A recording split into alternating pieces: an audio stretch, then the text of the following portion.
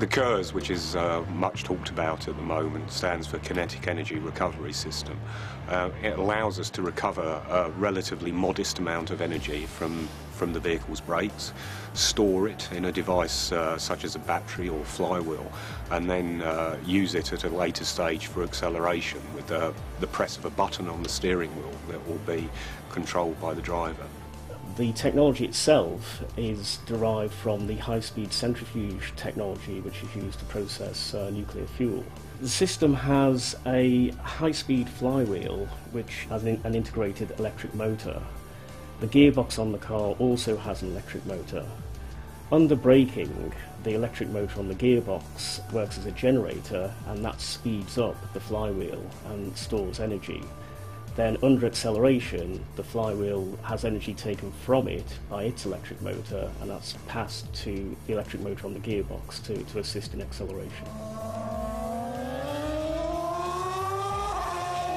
This particular system is unique. The flywheel is wholly composite, and this means that we can spin faster than other competitive flywheels, and also the overall weight of the system is lower, which gives the best compromise of power per unit weight.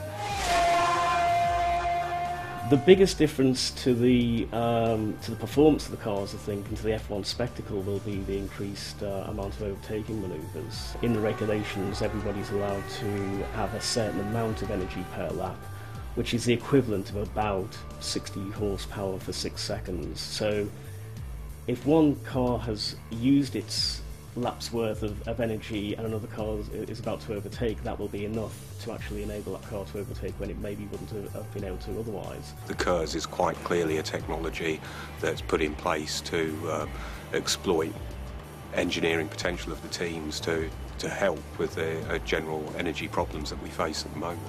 It's something which is very important for road car development at the moment.